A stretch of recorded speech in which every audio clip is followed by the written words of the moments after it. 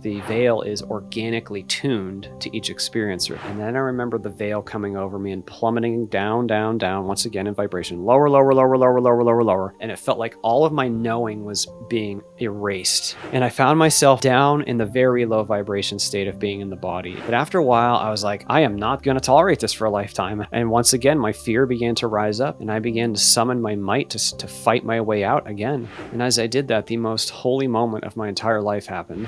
I was expanded back out, and I was shown all the universe within me, and the great I am of all things, what we crudely call God, just a word, but the great source, the great I am of everything that we are all a part of. It came to me and showed me everything within me, and it said, this is still what you are. You can never not be this. As soon as I saw that, I felt our sun within me, and it was churning with bliss, and it was a part of me. So I just stopped fighting, and I surrendered back into the simple existence of being in the womb. I remember the day I was born. And later in my life, I actually drew the room from my mother, and my mother verified all that to me later.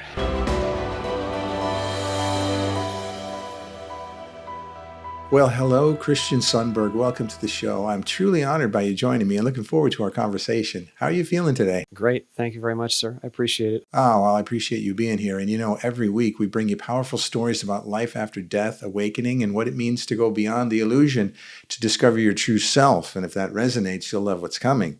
Today's guest is Christian Sundberg, author of A Walk in the Physical, known for detailed pre-birth memories and a message that our true nature is love, freedom, and aliveness.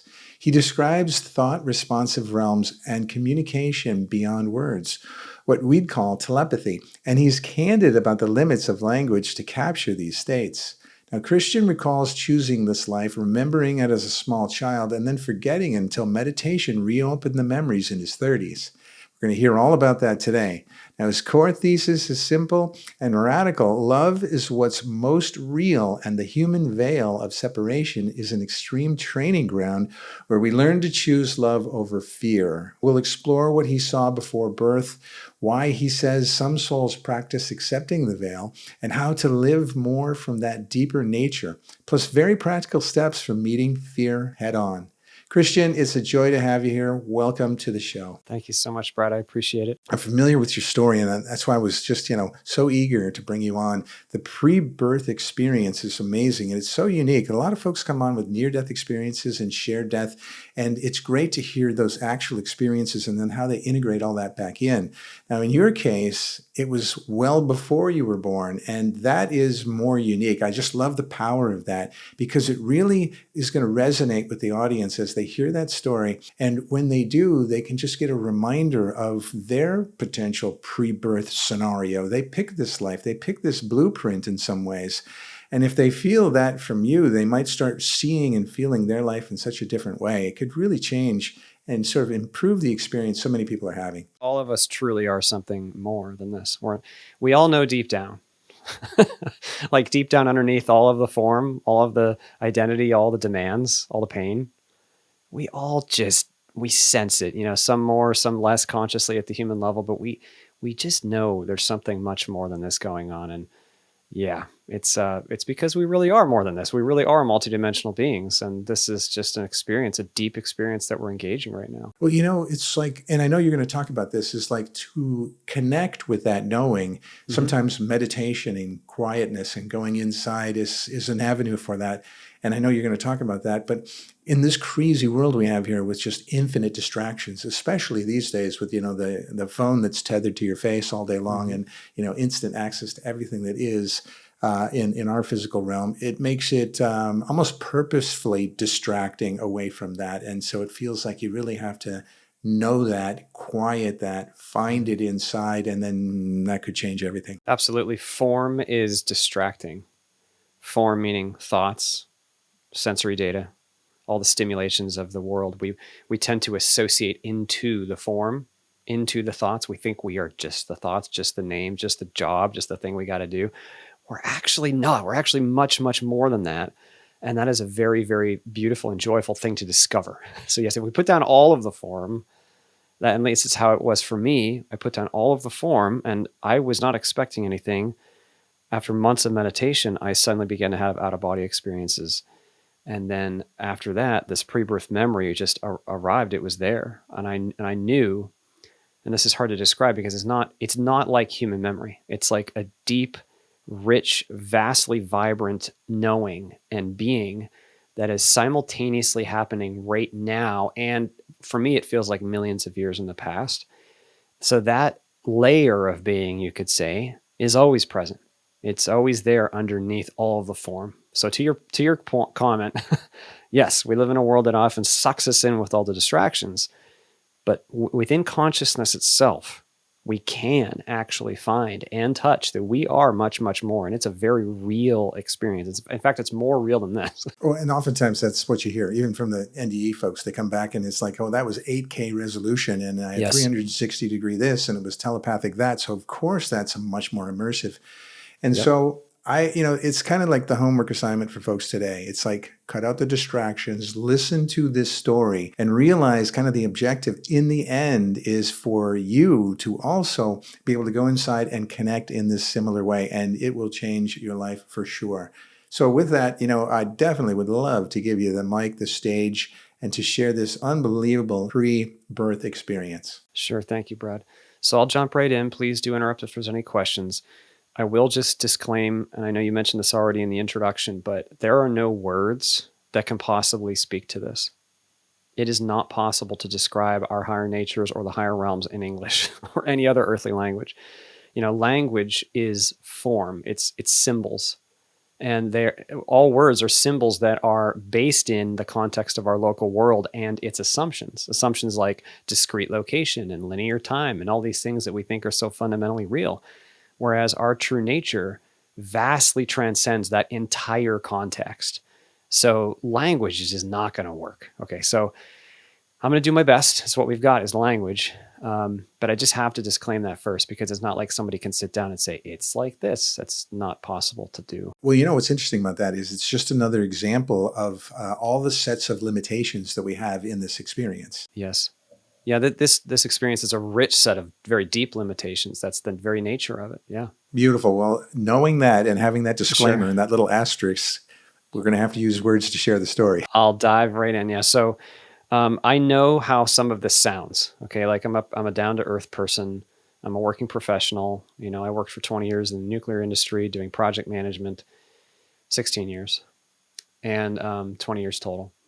And I didn't share it at first, because this is the kind of, I know how this sounds. Like I know this sounds pretty wild, but I'm just going to dive in anyway. So I'm saying that up front. So I remember long ago, before I had ever been physical, coming across a being who had been physical. So we were in a realm of living light, and I was with many other beings, and we were moving across what I can only describe as a landscape. And in that realm, we can feel each other's being. Our nature is shared. So we are both individuated, but we also share our nature with everyone and everything around us. We can feel it. It's like a part of us, like within us even though we're also individuated. And I could feel from this other being that was there, he had this incredible, bright, powerful joy and freedom about him. He was like radiating. It was like, and it was visual too. You could visually see this. It was like he was glowing with this rich freedom. And I asked him telepathically, like, my goodness, what did you do to become this? Do you feel as much joy as I feel that you feel? And he shared with me, well, at first, and this is not negative, okay, but at first it was like, so I'll jump in. So he said yes, that he felt the depth of freedom and joy that I felt from him. And I asked, how did you do it? And he shared that he had lived a physical incarnation. Well, he had lived many, and he shared some other things as well. But chief among them was this one lifetime where he had been within a state of limitation of great pain. He was experiencing a long-term health condition. And the way that he chose to meet that pain allowed a refinement of his being. It was like this deepening of his essence. And I was like, I want to do that. Like, I want to do that. I want to do that. So immediately, because this is all happening like instantaneously. So as soon as he's communicating all this, I was like, I want to do that. And again, this isn't negative, but he said something like, yeah, that's what they all say. Like, you just don't know what you're asking for, because I hadn't experienced this level of limitation yet. And I was persistent. I said, no, I mean it. I want to do it. And he said, well, go talk to your guides. So I did. And I don't have right after that, but I know I found this being later after I had lived a number of times. And he was very encouraging for me. I remember sharing with him, I'm on the path. So most of my pre-birth memory, though, is of a time somewhat immediately preceding this life and the life just before this life.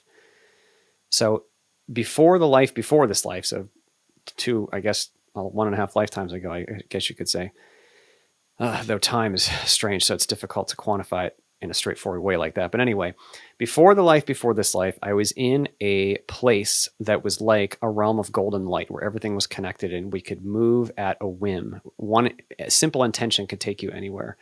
And I was engaged in acts of creativity and joy that I can't even describe here, forms of expression that are deeply blissful and personal. And I remember this guide coming to me every once in a while and asking me, are you ready to go back yet? Are you ready to go back yet? Not pestering, but just like reminding me of my own intention and just putting him off for a while and being like, no, I don't want to go back yet. No, I'm not ready yet. And eventually I said, okay, I'm ready now. And then reviewing with this guide what I can only describe as my state, like who I am, who I had been, what I knew, what I understood. And when I say understand, I don't just mean intellectually, I mean at the being level. Like as a being, what did I understand? What did I really know? And so it was like, this is just a metaphor, but it was like looking at a graph that had 1,000 lines on it, like 1,000 data points, And you could very crudely maybe call them virtues or something, like areas of experiential knowledge or growth. And there was one point on this graph that was obviously so low, like compared to everything else, it was like glaring. It wasn't hard to identify. And it was almost like a joke. It was almost funny. Like, okay, I can see that thing I need to work on. And I don't like the words need to work on either, because there's nothing we have to do. Okay. There's no actual need. And I don't like the words work on either, because it's not a task. But I could just see this thing like, oh my gosh, like that's the thing that if I could do that, that would really enable an expansion of myself and all that is. And that one thing was a very, very low vibration fear. It was a fear that had bested me in a previous experience. So in a previous experience, that fear had overcome me. And because of that fear and the ego response I had to it, I ended up dying a painful death in that lifetime. And I could see that fear tangle was so low. And it was so low in vibration that I asked, like, can it even be done? Like, has any being ever processed something this low? And I was told, yes, and you have all of time available to you to do so. There's no hurry. And I just knew, and this sounds strange to me as the human, okay, because I've been through a lot of very, very painful experiences in this life. But I just knew, like, if it could be done, I will do it. Like, I was like so excited, actually. Like that was the chief feeling in this whole process, was excitement. So they brought me a lifetime that was appropriate for that intention. It wasn't this life, it was the one just before. And I remember reviewing that life in incredible detail, reviewing millions and millions of possibilities of how that life might unfold, how it might play out. And I remember there being this moment to say yes. And then I remember accepting the veil. Okay, so the veil is just a word that we use for the limitations that we adopt, that we take on in consciousness in order to have the physical experience and to be immersed deeply in the physical perspective. And so the way that it felt to me was, if you imagine yourself connected at a very, very high vibration state, like really high vibration, and then this plummet in vibration down. So the way I like to describe it is like if you have a sound amplifier that's producing a pitch like, and then you like turn the knob down, and it goes low. And then when it gets to the bottom, you turn it down lower, and then you turn it down more and more and more and more, and then turn it down more, and then turn it down more, then turn it down more. That's how it felt in the vibration of the body of my awareness. Like I was connected to everything, full of all knowledge and bliss.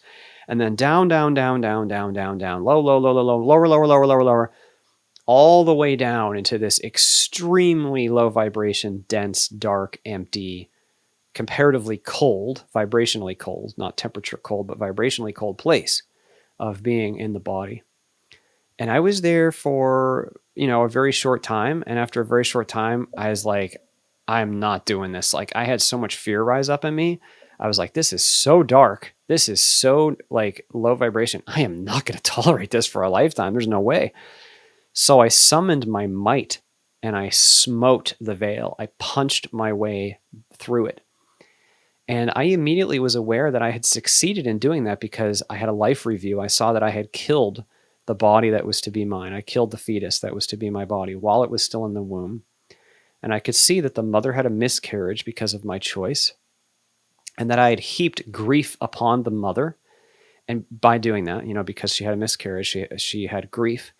And I could see how her grief made the journeys of hundreds of other people more difficult, actually, because she was carrying this like heavier load now into the physical. And her engagement with those around her and those people's engagement of those around them, it was like ripples in a pond. And I could see, like, okay, so from that point of view, you can see it's okay. Like, there's not actually anything wrong. You can't actually fail. But I could also see very objectively, like, oh man, I got a lot of fear.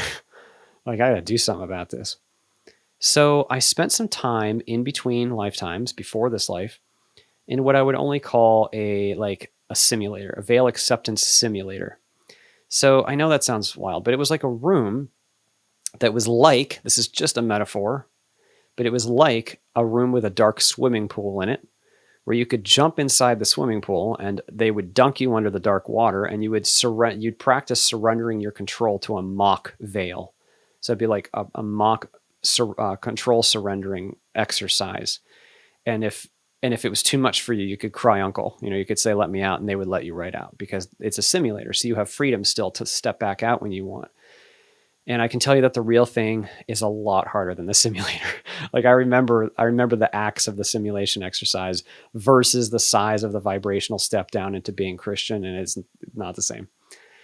Anyway, so I remember being in this waiting area, and eventually, before the waiting area, I remember the guide coming to me with this lifetime.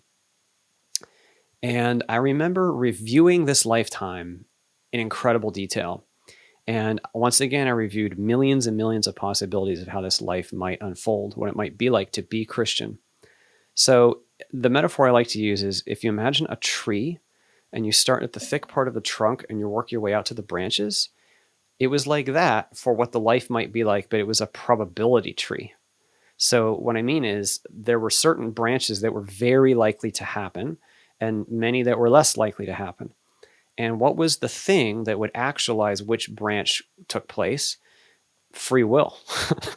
My choice making and the choice making of every other player in the game. And so I could see that it was very likely that I would be crushed by a health experience in my early 20s, and that health experience would give me the opportunity to re-experience the fear. And that did happen when I was 22. The physical form it took is when I was 22, I tried to move to China. I had studied in Beijing in college. I tried to move back to China. I had a heat stroke in a hot city called Chengdu while I was teaching English. I was in a Chinese hospital for 4 days. It's a long story, but after 4 days of straight potassium, like many, many bags of potassium, it burned out my nervous system and caused me to experience a neurological agony that lasted for months. That was very traumatizing for me. It was so painful. So that was the physical way that manifested in this lifetime as Christian. And since then, and even before then, I've had many other chronic health challenges. It's been a theme throughout my life.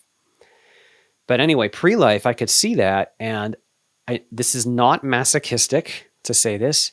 I was very excited. Okay. I know that sounds like masochism, but it's not. I was very excited.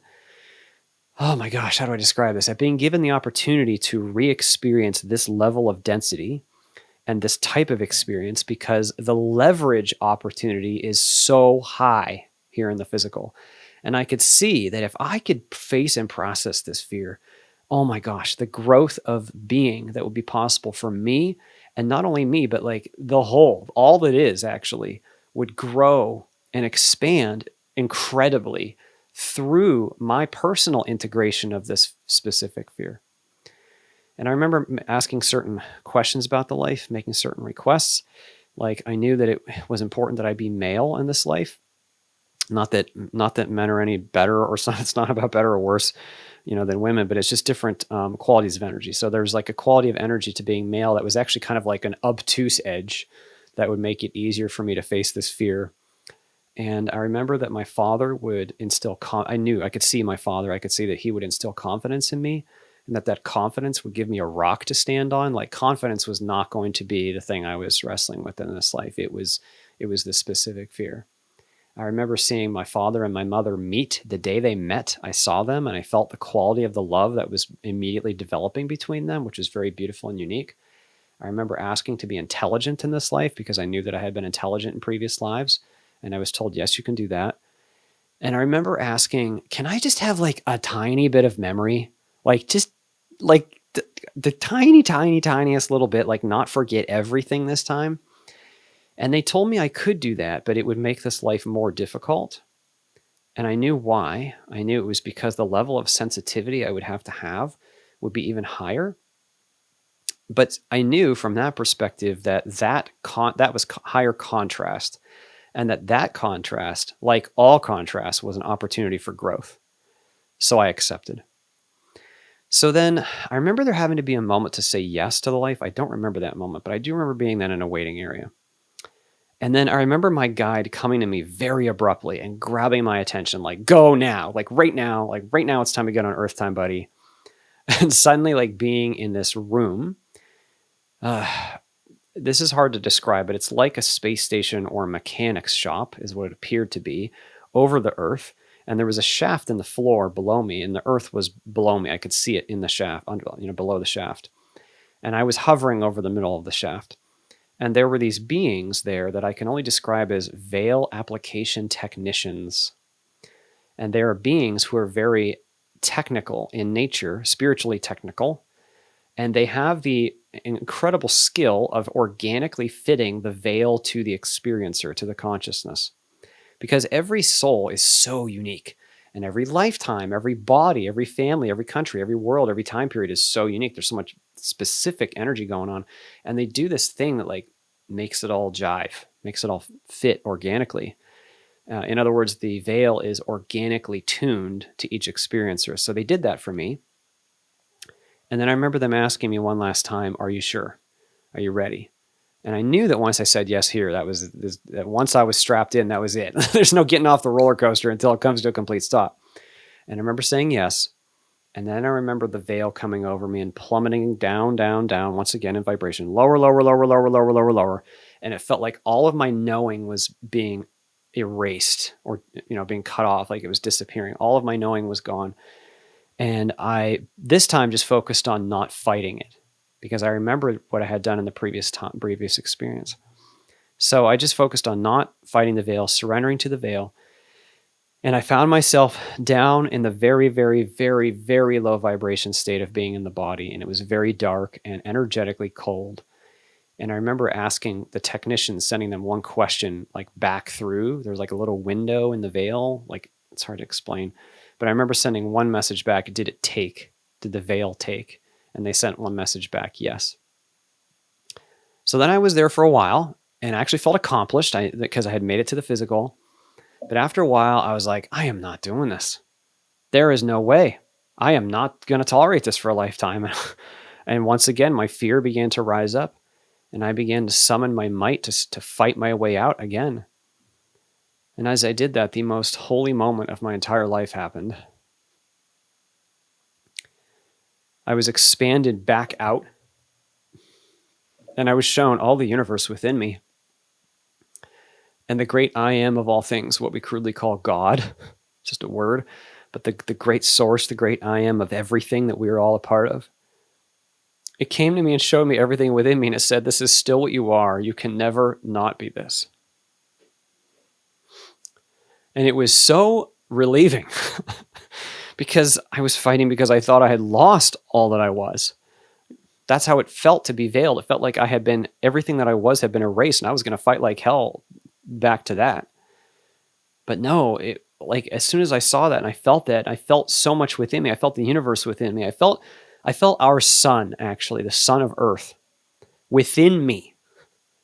And it was alive somehow. It had this consciousness to it. And it was churning with bliss, and it was a part of me. So that was very calming, and I was like, okay, so I don't have to fight. So I just stopped fighting, and I surrendered back into the simple existence of being in the womb. And what seemed like a very long time later, I was born. I remember the day I was born. I remember the sensory experience of it, the shock, the cold, the light. I remember looking up at the nurses and being like really curious, like intensely curious what is going on here. I didn't know who these beings were, but I felt love for them. And later in my life, when I got a little older, I actually drew the room from my mother. I don't know how I could see this because I know they say babies don't have good eyesight, but somehow I saw the room and I saw where my mother was, where the bed was, where the heating grate was, where the doctor was standing. I remember the windows. I remember the color of the heating grate, the paint. And my mother verified all that to me later in life.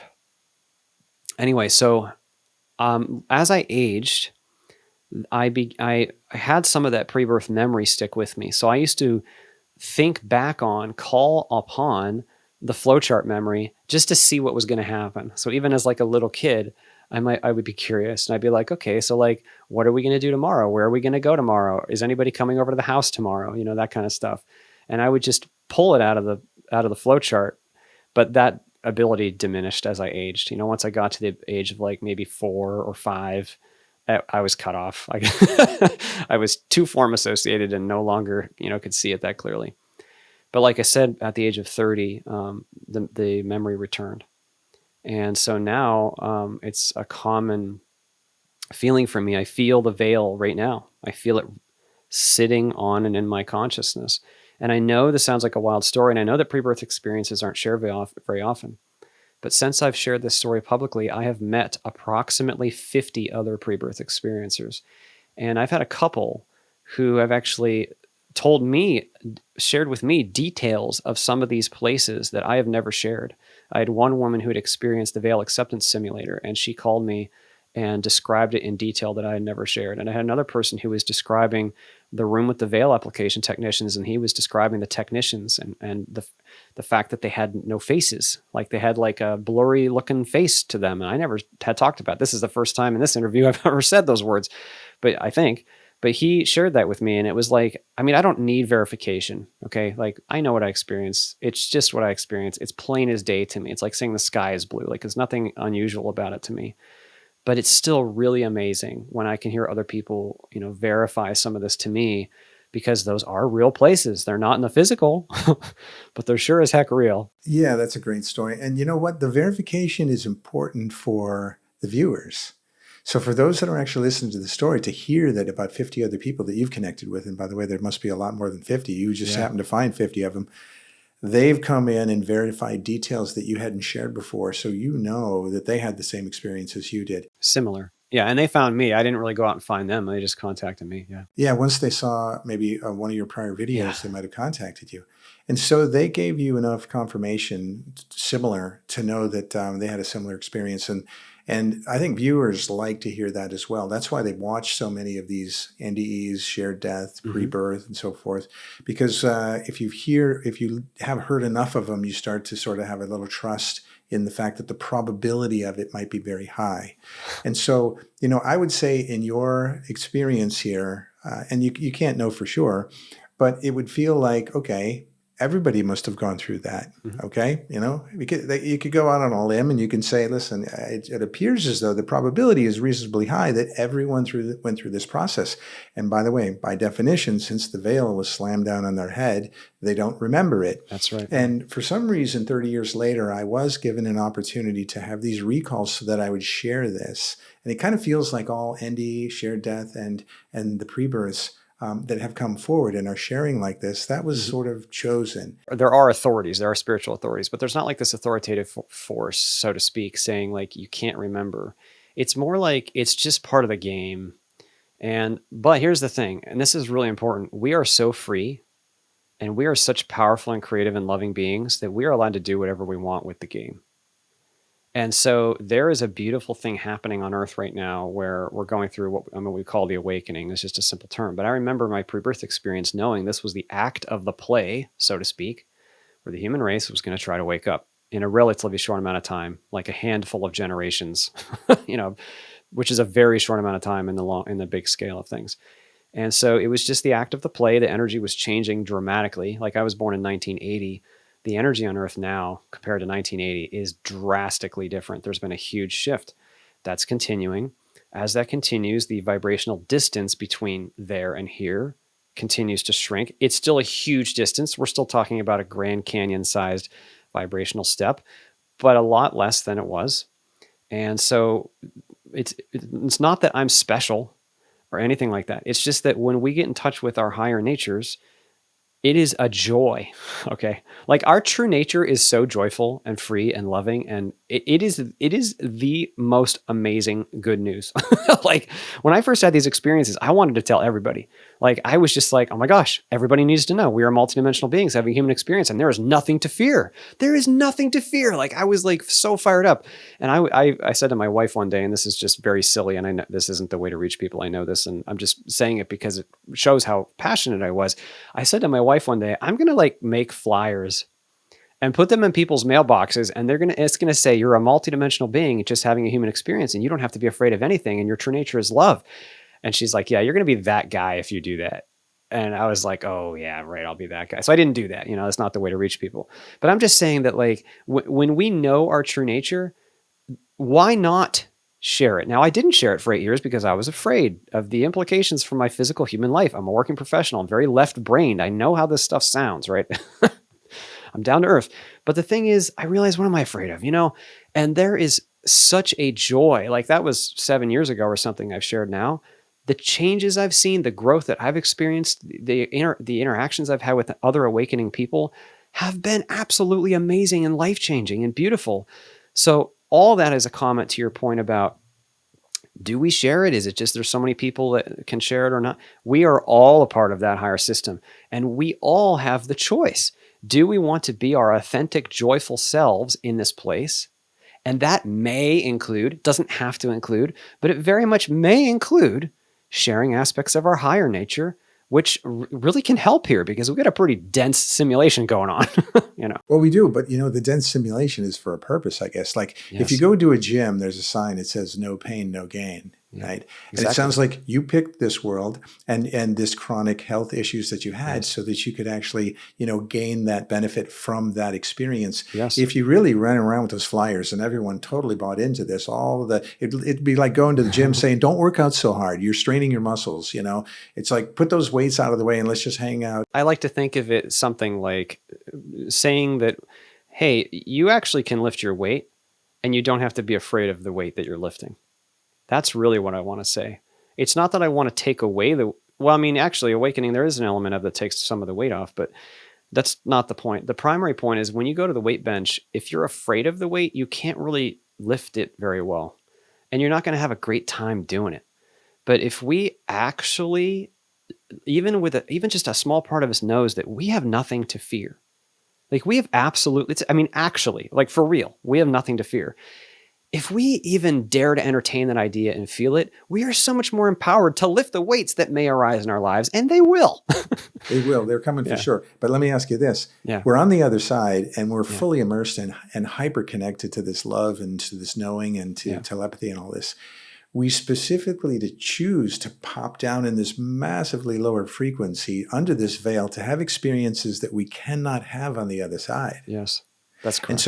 And so we are here in this dark, dungeon, and it's like if you start opening up all the windows and letting all the light in, you're not going to have that dark dungeon experience. So I know what you're saying. It's like it feels like there's a number of folks, like certainly myself, yourself, and various others, those that are watching this, that are ready for the windows to open. They've had the suffering and they've learned and they're ready for the windows. But there are those that are still sort of jamming it and learning and experiencing and benefiting from the dungeon. Yeah, that's true. But I also want to lift up one idea that ultimately, in the long run now I'm talking about, the very long run, the dungeon doesn't exist for its own sake. It exists in order to be integrated so that what's real, consciousness itself, can expand all the way down to where the dungeon was. You see, that's a deepening of itself. And in the deepening of itself, it's an expansion of love and joy. In other words, I don't like to use this word fate, but let's just use the word fate. The fate of the dungeon is to be opened up and have the light come in and have us all integrated. Ultimately, that may take a lot longer or shorter time, but I'm just saying that it's not like the negative itself exists unto itself as it intrinsically valuable. No. It exists to serve the thing that is intrinsically valuable. It exists as a tool to serve that thing which is intrinsically valuable, which is spirit itself, consciousness itself. It is a tool, like, like the hammer is for the nail. It's not for the screw, right?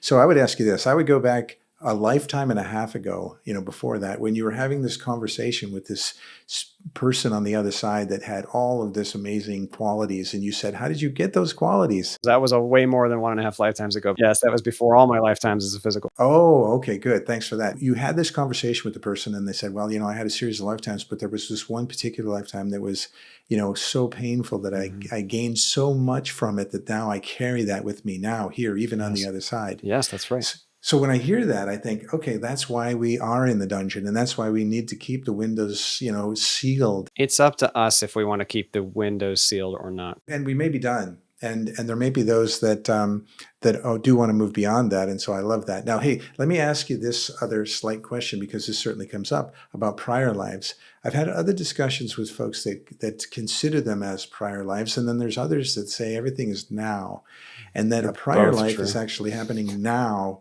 And so that you're just reconnecting into maybe a prior or another existence that maybe you're associated with that's happening now that feels like it was, hundreds of years ago or so. Yes, they're both true. So I know that sounds like a paradox, right? How can they both be true? Because here we're in linear time, and we would like an A or B answer. When we think about things with the earthly mind, we want A before B, left is not right, up is not down. Okay, here's the thing. Linear time is an invention. It's a creation. There is sequence that takes place outside of linear time. We could call that soul evolution time, but I don't want to make it a thing. It's hard to describe this. We'll just say that the soul evolves. There is a sequence of experience. When you talk to near-death experiences, for instance, who say that these experiences transcended time, they also do have a sequence to them. It's it's very hard to describe that, though. Now, all of that, everything, all manifest creation, is taking place in the one now. Everything is now. Everything is in the one now. So there isn't actually a distinction.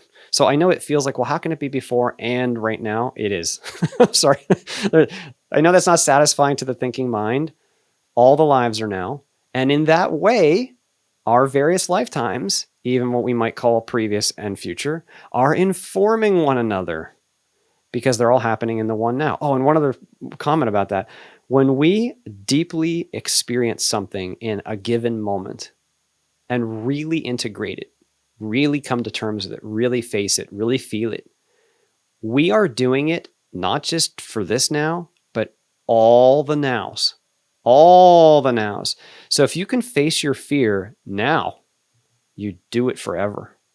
You've done it forever. So that would mean that if you can face your fear now, that will affect what you thought was your prior lives as well as maybe your future lives, because those are all really now anyway. That's true. Yes. So I would ask you this. Let me know if this analogy works or metaphor. A reel of film, in the old days of film before digital, you would pull it all out and every frame was there. You would watch a movie. Well, the movie was done. The actors have already shot it already, and then they went home. And so you're watching it in this crazy linear moment. And it's like those old picture books where you flip the page and, and the cartoon comes in. All those drawings are already done already. You're flipping through them in a chosen form of linear sequencing, which is looking like motion and so forth, but all the frames are done. So everything is in the now. Everything is done already. We just choose to look at a frame by frame by frame, and it appears as though we're in a linear sequence. Yeah. So I'm a little bit sensitive to the words "it's already done already," even though that's technically true in the sense that it is all one now. And the reason I'm a little sensitive to that wording is because we are not at the level of being having this conversation here at the human level. We are playing human characters within a multi-layered self in which the progression is very meaningful.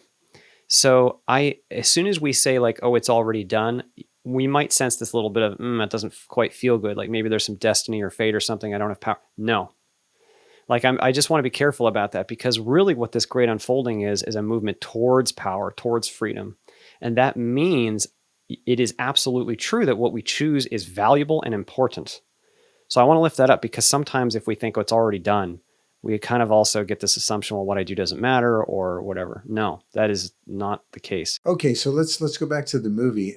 Say Yeah. you're in a theater watching a movie, but you have Mhm. buttons to push, and you can actually react however you want to the movie, and it's going to ultimately change the Yeah, outcome of the exactly. movie, Exactly. right?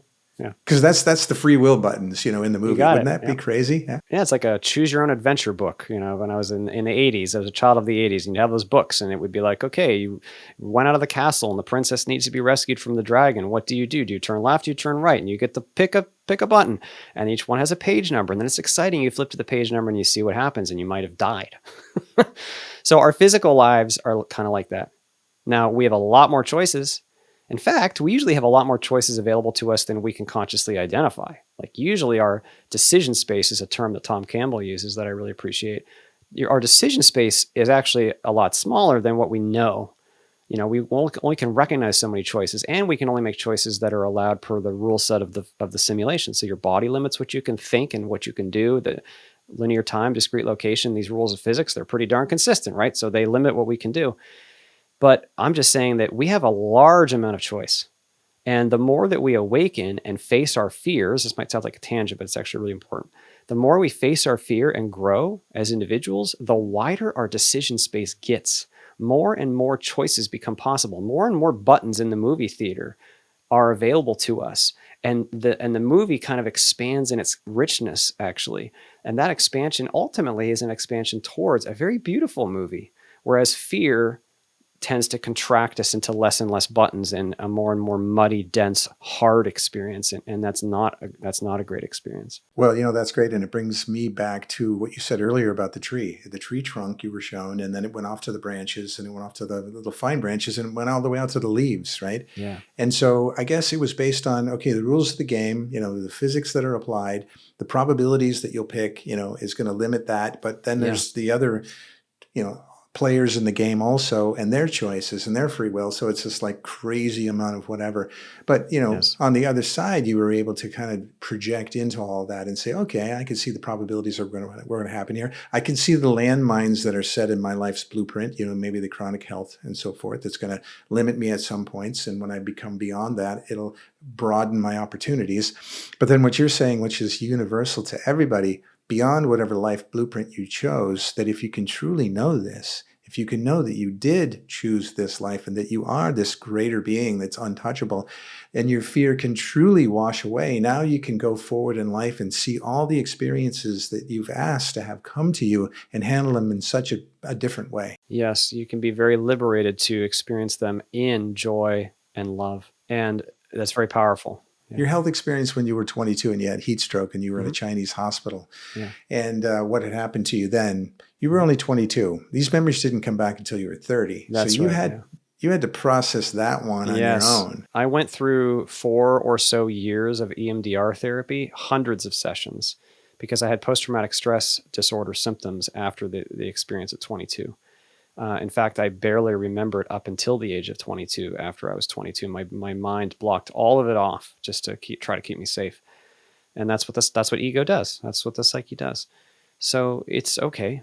I went through years of counseling and found layer after layer after layer of fear, and I had to unpack all of those layers and find the root. And in the deep, deep actual experiencing of the root, complete non-rejection of the worst moment of my life, complete feeling of it, complete knowing of the terror, allowing it to be completely and flow through me. That depth of processing, it was like a metaphor is like, it's like letting a tornado pick you up, hurl you around, and throw you to the ground.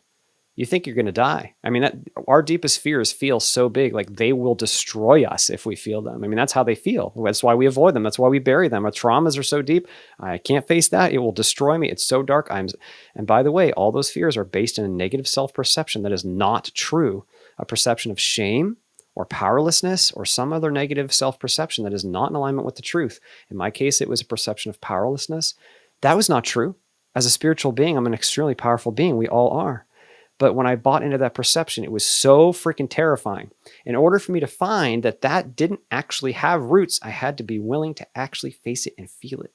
And it was only after doing that very, very deeply and going through years of deep psychological healing and feeling and processing, my post-traumatic stress symptoms vanished. I healed an incredible amount of pain, anxiety.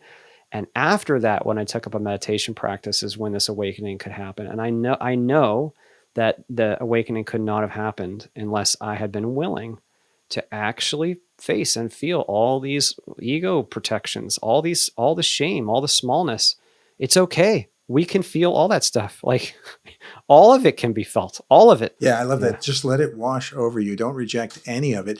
And it's kind of like, even if there's pain involved, feel the full pain and the full immersion, but don't dwell in it. I was just going to say that don't dwell on it part. I felt an intuitive nudge just now to differentiate. I'm not saying get stuck in the story. I'm not saying let the story of the pain cycle. Usually the story is like, oh, this thing happened in my life. This person betrayed me, or I've been abused, or this thing has collapsed, and we repeat it. That's not exactly what I'm talking about.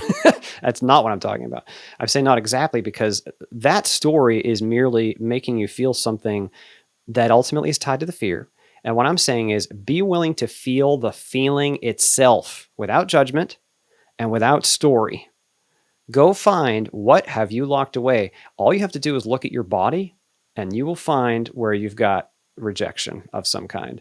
Any kind of negative sensation, tension, whatever. The body is storing all this. It remembers. So this is how EMDR starts actually. You start with a sensation in the body and then you let it show you what's that connected to and what is that connected to and what is that connected to. And you don't try to solve it. You just watch. You just let yourself see inside yourself.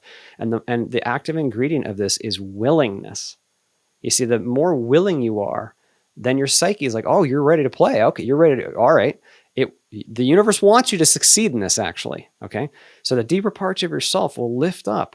How about this? How about this memory? Oh, that was really painful. How about this moment when you were 5 years old? Oh, that was really painful. How about this health condition now that's going to arise right now to give you the opportunity to re-experience this negative self-perception? Oh, wow. How do you deal with it now? Like, it's not a form of punishment. It's that as we're willing, we pull out the crap out of the basement. And when you take your crap out of the basement, it might have to sit in the kitchen for a little bit first and look ugly. That's how it works. If you want it to get out of the basement, you're going to see it on the way out. You don't just avoid it and get rid of it. No, it's about actually, okay, I'm going to unpack you, box. I'm going to take everything out of you and I'm going to look at you. And as you're willing to actually see, even just the willingness to see what is in you, just seeing it changes it. Just seeing it takes it out the back door. And process that thing entirely. And when you do, then you can discard it.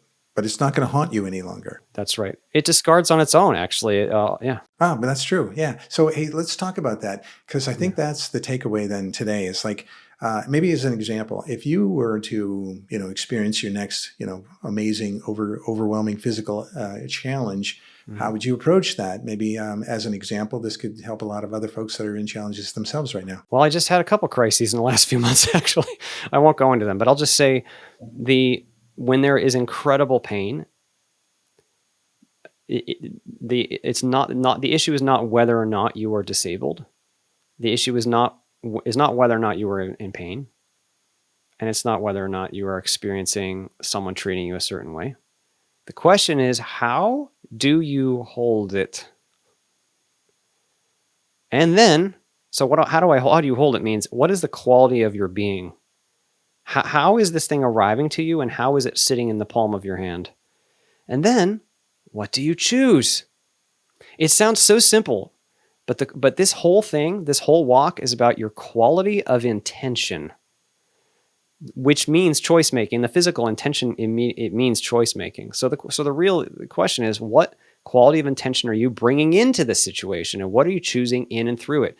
I love the Bashar quote: "Circumstances don't matter. Only state of being matters." You always have choice in your state of being. It's just that some circumstances, when they arise, are very loud, very painful, very sharp, very pointy, very overwhelming. That is true. But even so, even though this greater weight has lifted up, even though this great limitation has arisen in your experience, you still have a choice of how to respond. You still have a choice of how you hold it and what you do with it and through it. See, it's the quality of intention that we're here to wield. It's not like we're trying to get the perfect configuration of the objects. The objects are going to pass anyway. The body is going to die anyway. The money is all going to go. Your name is going to go. Like none of this is going to last. But what will last is you, your consciousness, your spirit itself, and the quality of intention, the choice making that you chose to wield within this context. You keep that forever. And that's like this being that I encountered in the other side. Like he had suffered this terrible health condition, but why did he refine so much? Because he chose to meet it in a certain way. It wasn't the fact that he was sick itself that made him grow. The weight itself doesn't grow you muscles. It just sits there on the bench and it just puts weight on you when you lift it. You grow muscles by pushing it up. And in our reality system, the simplest way to put what that means, and this means different things for different people in different circumstances, there are a million things this can mean, but it means choosing love and everything love means rather than fear and everything that fear and ego comes from fear, everything that fear and ego means in whatever context, in whatever circumstance. And so you will intuit, you can feel what that means for you. It doesn't have to be a big decision either. It can be a very small thing. It can be the way that you react in a very minor way. It can be a subtle shift in your heart. You get to choose. And that's what matters is we are basically, can you be brave enough to choose love? And can you be brave enough to be yourself? Be your full self, because our true self is love and peace and freedom and joy. Can you be You your... just have to connect back with that. You align with it. Even though there's all these good reasons not to. I know there's a lot of good reasons. I get it. Well, we might think they're good reasons. Exactly. But we should evaluate those. Exactly. So, Bashar, you brought him up. I know he's got many things that he says. Another one that I really like is the notion that life itself has no meaning. It's meaningless, but it only has the meaning that we give it. So we can decide whether it's good or bad or how we approach it. And like you said, the choices we make associated with those experiences. Yeah, so I agreed. Consciousness applies the meaning, but a subtle distinction I would make there. I'm a little sensitive to the statement life is meaningless because that doesn't feel good. The more accurate way to put it might be form does not have inherent meaning, but consciousness, which is playing with form and assigning the meaning, consciousness is made of meaning. It's made of the thing that is ultimately meaningful. And so the meaningfulness of spirit and of consciousness is then choosing what to do with the form and assigning the local meaning to that form. We are completely free to do that. Yes. And if you do that in the spirit of love, you're probably going to find better results. Yes, much more positive experience. Yes. Well, hey, I hope you love this next section. I got this section coming up, which is questions that I have prepared for you, and it's called Heart's First Whisper. So these questions are going to come at you, and the idea is to use your heart to answer. Don't use your mind or your thoughts. How do you feel about that? My heart's first whisper, joy is the first thing that comes to mind. Joy, unbridled joy. Beautiful. Well, that's a great way to start this. All right. Well, hey, the first question I've got for you is, when language breaks, you said the moment we open our mouths, we're already wrong. What's one felt sense of metaphor that best points to our true nature despite that limitation? An ocean of total bliss and total joy and total love and freedom. That is what we are. An ocean is just a metaphor, but it's like, it's huge. It's so huge we couldn't possibly put a name on it. And it's so fluid. It moves. We are the whole thing. That's what comes to mind. Wow. Yeah, if we can remember that throughout each and every day. Wow. Hey, number 2 is, why choose hard mode? You liken Earth to an extreme sport of separation. Mm-hmm. What growth is uniquely possible only under this veil that you feel every day? Yeah, so the physical universe is an intensely valuable state of leverage. And what I mean is the physical circumstances are so persistent and consistent and in your face and potentially painful that the quality of intention that you may wield within them can be leveraged incredibly. So why choose a hard mode here where the leverage is high? Because the growth is off the charts. So to put it simply, why lift more weights? Because you can get stronger. Beautiful. Yeah, and that's clearly the intent. And if we pick our life blueprints and we set ourselves up with a lot of challenges, to meet those with love and make these choices based from that, like as you said earlier, allows us to grow these spiritual muscles in a way like never before. That's very cool. Now, number 3, before birth, walk us through the probability tree you reviewed. What factors tipped you toward this particular life design? So the life itself was like a probability tree package. that reflected then me and the choices of everybody else that were anticipated. So it's not that I specifically designed the life. It was more like the guides brought me a package, and that package was this body and my mother and my father and living in Pennsylvania and being an American born in 1980 and all that stuff. And then my application in and through it made it something, and I could tweak it. There was room within the package to tweak. It's like the DNA could be tweaked, you know, and the input from all those around me could be factored in. So how do you quantify that? So that's just what comes to mind for factors. It's not that I designed the life. It's that now why this life? Because this life was a very good match for my intention. It offered the set of limitations, and it offered the circumstances and the context that would be very optimal for me to be able to meet my intention of processing this fear. And it sounded like regardless of your free will and the free will of all those around you, you were still going to be met with these health challenges that were a part of your design. They were very likely. There's nothing that is... word language is careful here. So I'll just say it was extremely likely that I would be met with health challenges. And if it wasn't the one in Chengdu, it would have been something else. Exactly. And if that's the case, is there someone who, in addition to you making your free will, is actively steering you in a particular path or another? So if you missed that Chinese one, they would have nudged you right to go into a different direction to get another one? The nudging happens in order to support our life contract. So what I mean is, if we agree to do something, we can be supported through it, not just to encounter it and actualize it, but to help us through it successfully. You know, that's the goal. This is all about the growth of love. Okay. This is not about punishment or pain. It's about actualizing growth of love. And that may mean that we need nudges along the way. And how would you define the nudges, and who is performing these nudges? Yeah. So we have non-physical friends who are with us and watch over us. We call them guides. Some people call them angels, guardian angels, whatever. So it's not that strange of a concept. It's just that, and in fact, we ourselves are on the other side right now. I know that sounds wild, but it's only like, you could think of it like a partition of the self that is allocated down into the human character. Our higher self is already on the other side. So in other words, everyone is already on the other side, and interactions between them can happen. And here's a metaphor, maybe this will help. Imagine that a few billion players sit down to play a video game in a huge room. Now they're all sitting down at their PCs, and they've got headphones on, and they've got like a headset on. So they're in like VR mode.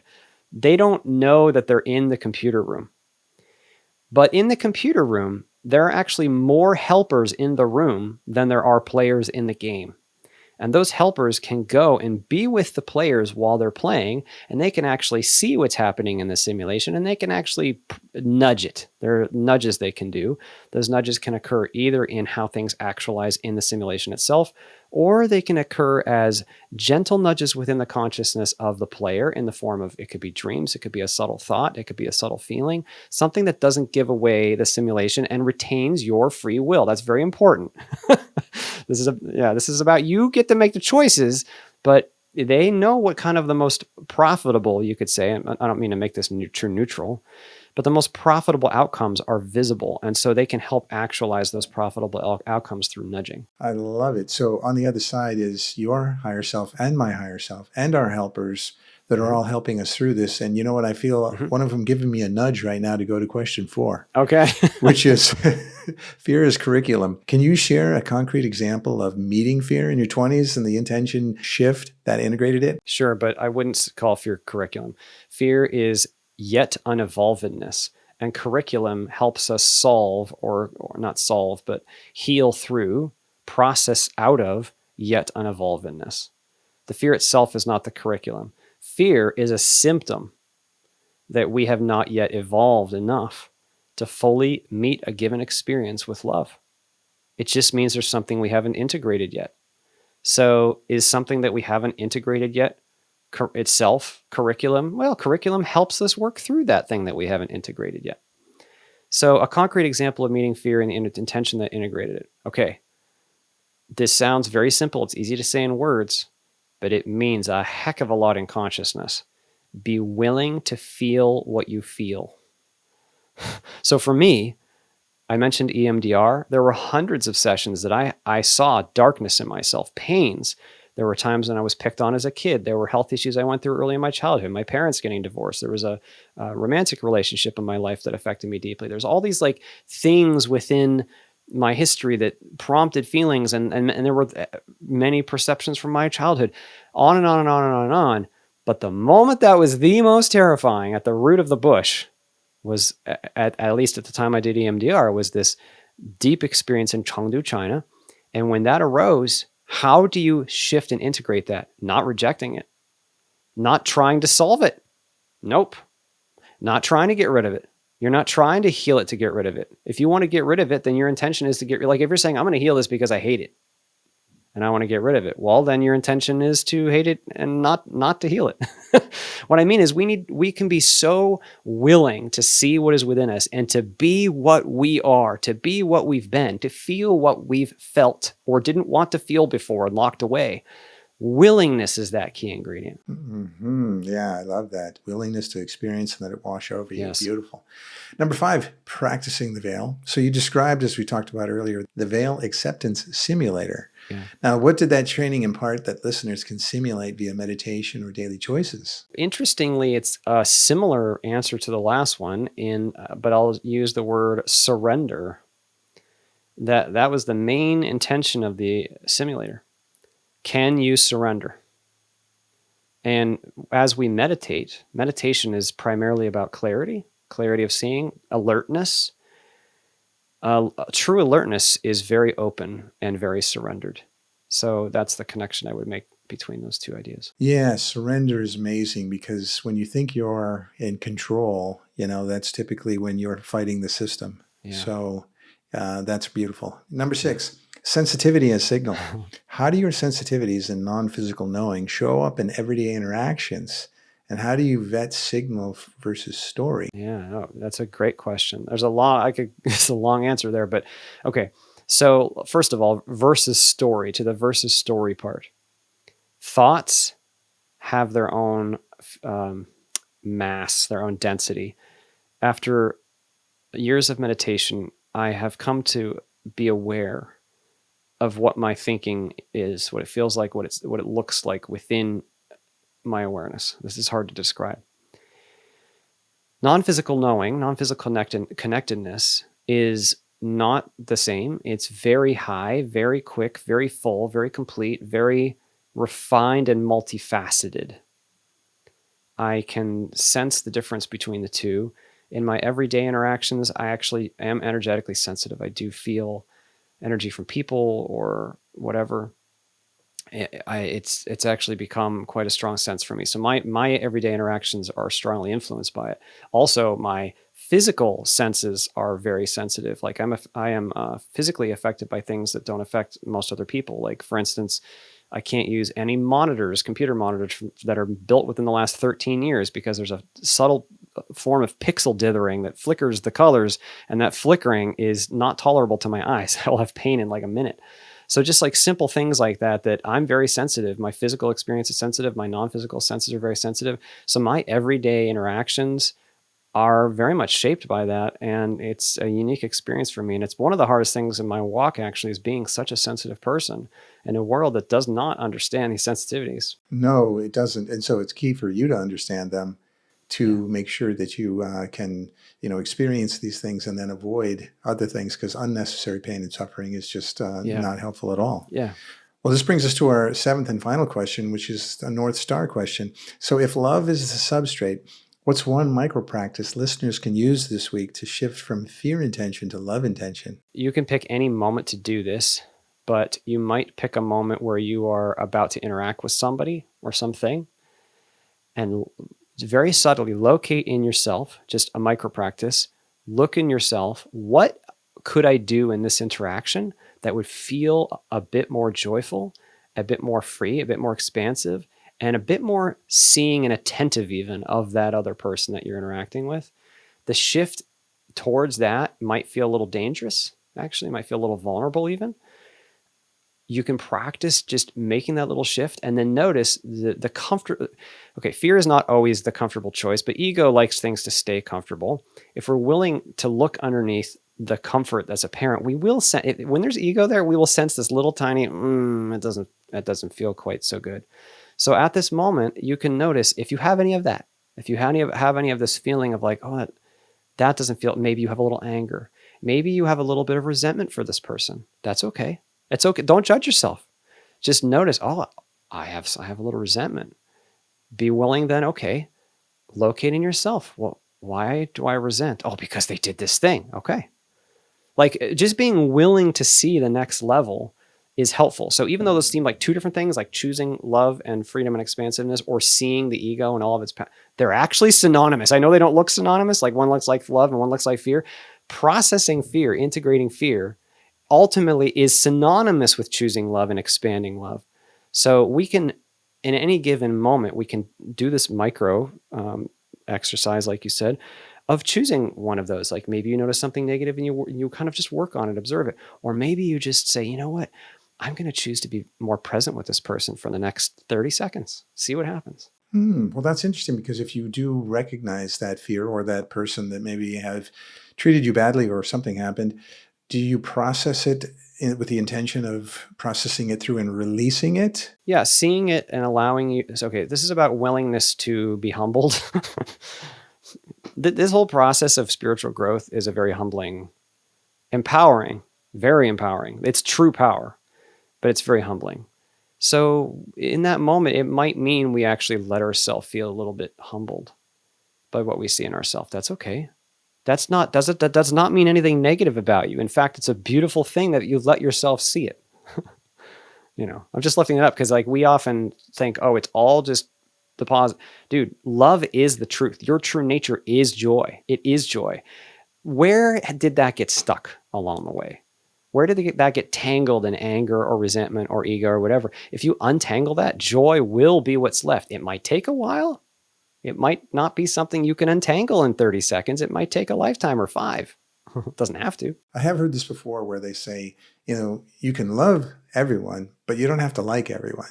And the way I interpret that is, if you take a look at any physical form, you could say, well, I have unconditional love for the soul and the higher self that is you, but I don't like your role, the soul in the role. I don't like the role. You're a villain in this particular, earthly, incarnation. And so I don't really care for the actions and the energy that I'm experiencing with you. This might be too sensitive for me to point out, but I'm sensitive to the words, I don't like you, or I don't like this thing. I would prefer, I think it would be better to say, I don't prefer this. That's not the same as I don't like you. Because when we touch consciousness and we really experience ourselves as awareness, there's a reason in Buddhism they talk about detachment. Detachment doesn't mean, oh, I'm over here and you're over there, and look, I'm in this holy mighty state, and look, I'm like evolved now. No, detachment means you see clearly. You have alertness where you are not lost in thoughts. You are not lost in judgments. When you're not lost in thoughts and not lost in judgments, you will not like the other person. It will not be possible. Yeah, no, I think that's great. And I think the notion of getting the ego out of the way and not being personally attached, to what it is that you're experiencing. Maybe oftentimes years ago, I used to sort of just, what if I was just up in the corner of the room observing what was happening, and I was observing myself and this other person having this conversation, and I was observing it objectively as opposed to having to, defend or explain my ego and all this, I'm so, attached in this thrall. So that actually allowed me in many cases to just be super objective and then be detached, but not disconnected. Yeah, let me just say one quick thing about that. The unconditional love, it's okay if you don't feel it right now. Meanwhile, I want to point out that when we see what is real, who they really are, we will feel unconditional love for them. In other words, it's not something we force on ourselves in our own mind. Now, it's okay while we're not feeling it to practice, oh, you know what? I should be loving to this person. That's great. Do that. We should do that. We should make sure that we do our best to consciously be loving to those around us when we don't feel it. That's very important. I'm not saying we shouldn't do that at all.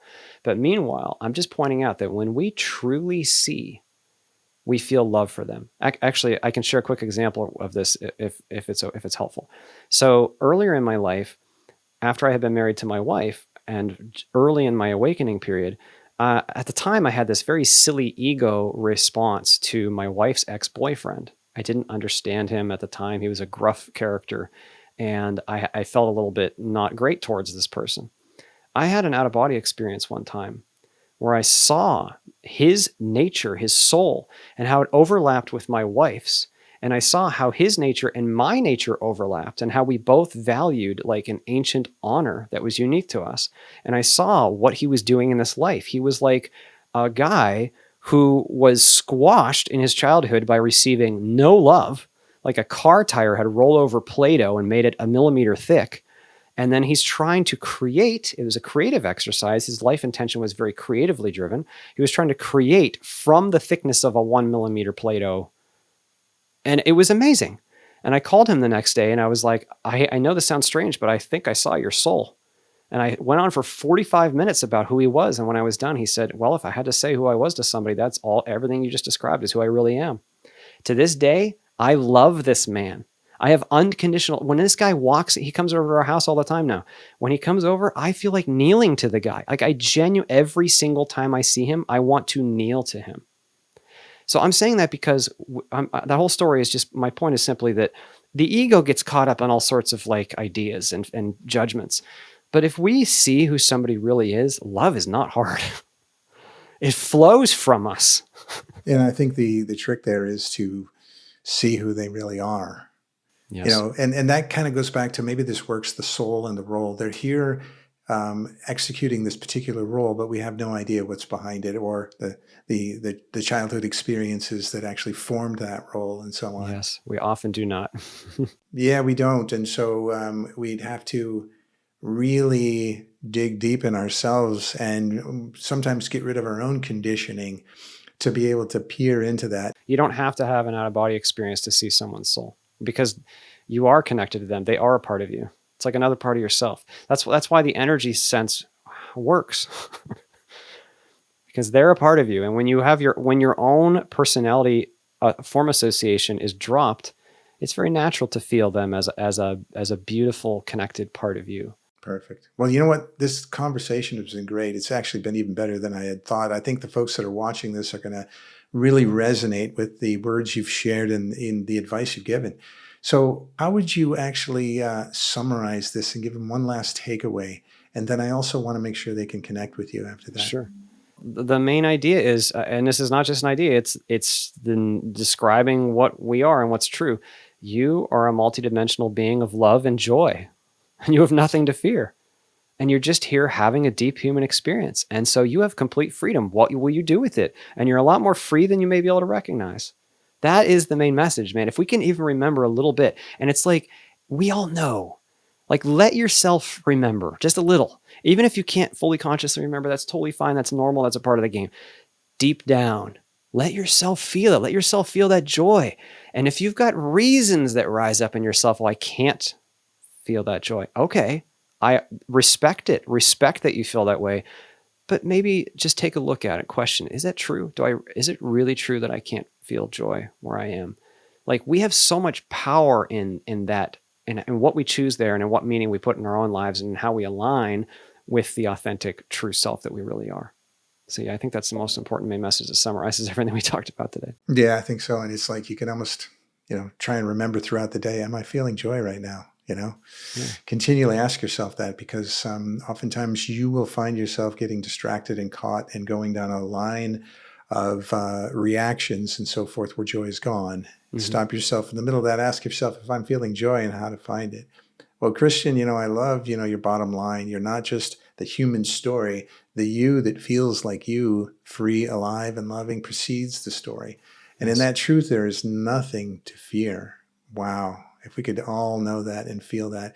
If the veil is heavy right now, start small. Choose one act of joy or service today and notice what shifts. Grab Christian's book, A Walk in the Physical, free on his site, and also Amazon. There's an Audible there. You can re-listen to this again and, You can part away from meeting fear with intention. The practical doorway into living from who you really are. It's so amazing. Well, thank you, Christian. Thank you so much, Brad. The book is there on Amazon. Is there a place folks can go to connect with you? Sure. Yeah, just please go to my website at walkinthephysical.com. walkinthephysical.com. I have a bunch of talks on that website. I just recently in the spring started a very small YouTube channel that doesn't have much on it. I have a meditation workshop I put up on there, but other than that, it has not grown yet. I will eventually be creating content, but I'm trying to follow spirit and work through some issues in my own life. But meanwhile, the website's a good place to check. And I'm happy to try to respond to emails, but I am very much behind. Still, if you'd like to reach out, I'll try to respond if I can. It's a walkinthephysical@gmail.com. Wonderful. So all of the links you just mentioned, including the YouTube and the email, is in the description. So go down in the description. You can find that, click there and connect. And I know you will. What a great connection that would make, connecting into Christian and continuing to follow the messages he shares and to have a conversation. So to our listeners, if his insights moved you, please like, subscribe, and share, and leave a note. I love the comments below. I get in and answer every one of them. And if this episode spoke to your heart, pass it along to someone who could use a little light. There's a lot of light in this episode. And until next time, keep questioning, keep exploring, and go beyond the illusion to discover your true self. Take care, everyone, and bye for now.